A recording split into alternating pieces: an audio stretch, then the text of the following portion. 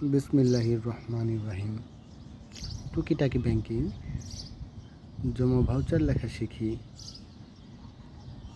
ব্যাংকে টাকা জমা দিতে ভাউচার লিখতে হয়। সর্বপ্রথম জমা ভাউচারের নমুনা দেখে নিই আমরা। ব্যাংকের জমা ভাউচারগুলো সচরাচর এইরকম হয়ে থাকে, একটি সাদা কপি আর একটি রেডিশ কপি। জমা ভাউচার দুইটি কপি থাকে, ব্যাংক কপি বা অরিজিনাল কপি, জমাদানকারীর কপি বা কার্বন কপি। ব্যাংক কপি বা অরিজিনাল কপি হোয়াইট কালার হয়ে থাকে, কর্নারে ব্যাংক কপি লেখা থাকে। জমাদানকারীর কপি বা কাস্টমার কপি বা কার্বন কপি রেডিশ কালারের হয়ে থাকে। জমা ভাউচার মূলত 4 ধরনের তথ্য থাকে: ব্যাংক শাখার নাম ও জমা তারিখ, হিসাব সম্পর্কিত তথ্য, টাকা অথবা জমা চেকের বিস্তারিত বিবরণ, জমাদানকারীর তথ্য। আমরা একটি জমার উদাহরণ দেখে নিই। ধরুন mister Abdullah XYZ bank limited এর নারায়ণগঞ্জ ব্রাঞ্চে তার বোনের অ্যাকাউন্টে টাকা জমা দিবেন। বোনের অ্যাকাউন্টের নাম রাইসা বিনতে রেদওয়ান, জমার তারিখ 2024 সালের জানুয়ারি মাসের 1 তারিখ।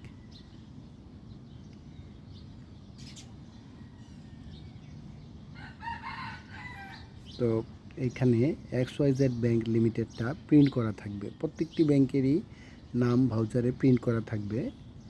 আর ডিপোজিট ব্রাঞ্চের ঘরটা ফাঁকা থাকবে। শাখার নামটা এখানে নিজ হাতে লিখতে হবে।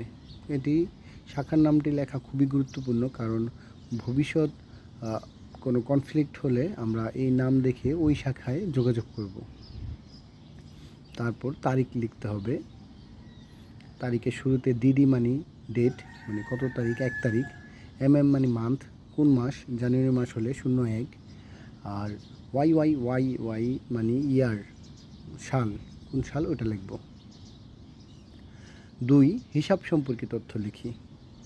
হিসাব সম্পর্কিত তথ্যের শুরুতেই অ্যাকাউন্ট হোল্ডারের নাম লিখতে হবে। এখানে রাইসা বিনতে রেদওয়ান আমাদের অ্যাকাউন্ট হোল্ডার, তার নাম লিখব এবং তার নিচেই তার অ্যাকাউন্ট নাম্বারটা লিখে দেব। 13 সংখ্যার অ্যাকাউন্ট নাম্বার হয়ে থাকে সচরাচর। তার পরবর্তী স্টেপ, জমাকৃত টাকার বিবরণ লিখব। আমরা একটা উদাহরণ দেখে নিই। ধরুন মিস্টার আবদুল্লাহ তার বোনের অ্যাকাউন্টে 1,55,000 টাকা জমা দিবেন।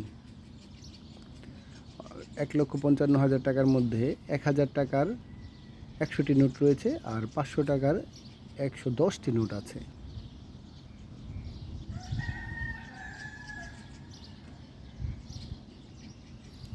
এবার যেহেতু 1,000 টাকার 100টি নোট রয়েছে, তাই আমরা 1,000-এর পাশে গুণ চিহ্নর পরে 100 লিখে দেব আর তার গুণফল 1 লক্ষ টাকা লিখব বাম দিকে। আর 500-র গুণফলের সাথে 110 লিখব, এই গুণফলটা লিখে দেব ডান পাশে হাজারের ঘরে।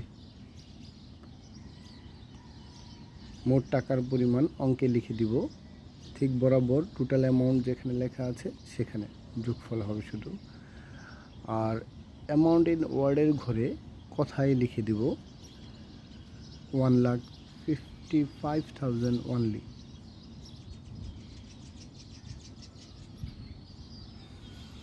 আমাদের সর্বশেষ স্টেপ, 4 নম্বর স্টেপ, জমাদানকারীর তথ্য। যে টাকা জমা দিবে তার একটি সংক্ষিপ্ত তথ্য এখানে লিখতে হয়। যেমন এখানে আমাদের আবদুল্লাহ বিন রেদওয়ান টাকা জমা দিচ্ছে, প্রথমেই তার নাম, তার মোবাইল নাম্বার, তার সংক্ষিপ্ত অ্যাড্রেস,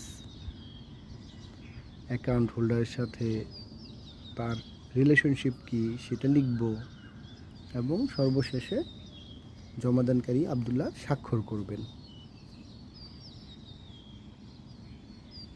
জমাদানকারীর তথ্য দিয়ে সবগুলো ঘর পূরণ করতে হবে, এটি খুবই গুরুত্বপূর্ণ ব্যাংকের জন্য। ব্যাংকের কর্মকর্তা ডিউ ডিলিজেন্সের জন্য এই জমাদানকারীর জাতীয় পরিচয়পত্রের ফটোকপি চাইতে পারে, তাই NID ফটোকপি নিয়ে যাব আমরা। CRM টাকা জমা দিতেও এনআইডি নাম্বার লাগবে।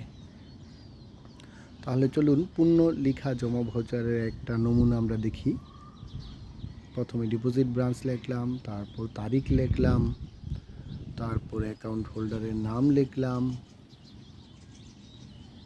অ্যাকাউন্টের নাম্বার লিখলাম,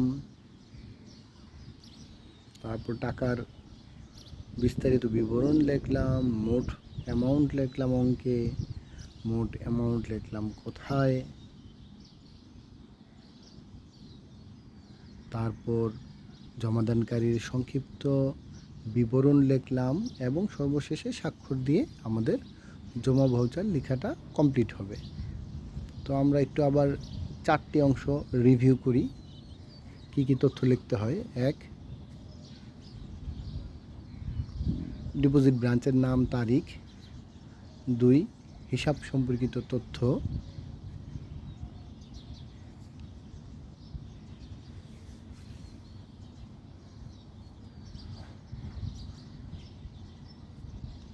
3, টাকা অথবা জমা চেকের বিস্তারিত বিবরণ।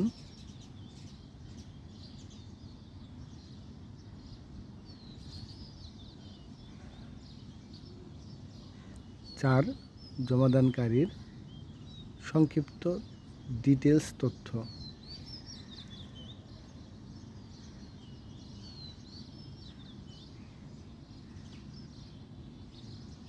আল্লাহ হাফিজ।